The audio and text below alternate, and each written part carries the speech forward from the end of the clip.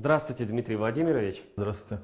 На этой неделе в Татарстан должна поступить первая партия вакцины «Спутник Ви». Расскажите, сколько доз мы ждем и вообще, что это за вакцина? «Спутник Ви» представляет собой двухкомпонентную генно-инженерную вакцину, которая включает в себя два компонента. Курс иммунитета вырабатывается только при введении двух компонентов.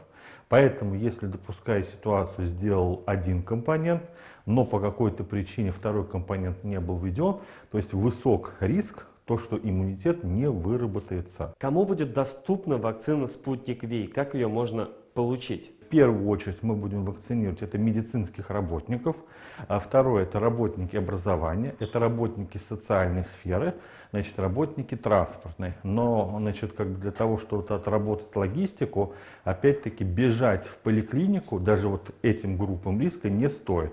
То есть вакцинация на первом этапе будет осуществляться по спискам, которые представляет предприятие в поликлинику по месту расположения предприятия. В поликлинике в свободном доступе, так скажем, каждый, кто может прийти, такого пока не планируется. Человек приходит, просто получает вакцину, идет дальше, жизнь никак не меняется или как? В течение 30 минут за ним осуществляется медицинское наблюдение, если вдруг возникнут какие-то, так скажем, поствакцинальные осложнения. Сколько времени должно пройти между двумя фазами? Между первой и второй должен пройти интервал 21 день. Рекомендуется избегать тяжелых физических нагрузок, применение лекарственных препаратов, которые могут угнетать иммунитет. Нужно воздержаться от употребления алкоголя за 3 дня до вакцинации, вот компонентами вакцины, как первым компонентом, так и вторым. Какие еще есть ограничения по вакцинации? Натощак, например, нужно прийти, чтобы получить вакцину. Противопоказаниями к вакцинации является это наличие острых заболеваний, далее обострение хронических заболеваний. Не рекомендуется пока на первом этапе делать вакцинацию, если человек принимает какие-либо препараты, которые угнетают иммунный ответ. Сколько будет держаться иммунитет, полученный в результате вакцинации у человека? Согласно производителю, то есть вакцины, такой иммунитет будет держаться от года до 2 лет. Говоря о логистике распространения этой вакцины, сколько поликлиник ее получат? Таких организаций 56.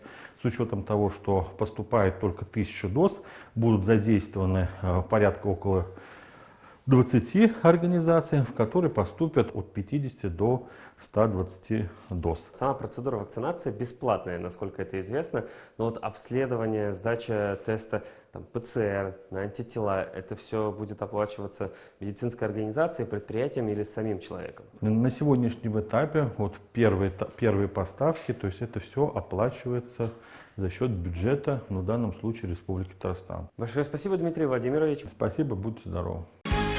Закажи рекламу на ТНВ. Телефон в Казани 5 705 100. Болгар радиосының 8-ші милли музыкаль премиясын топшыру тантанасы. Пирамида концертлар залынан турдан-тура трансляцияны ТНВ Татарстан, ТНВ Планета, ВКонтактедагы Болгар радиосының рәсми төркемендә карагыз һәм Болгар радиосында тыңлагыз. 12 декабрь 18 сәгатьтә.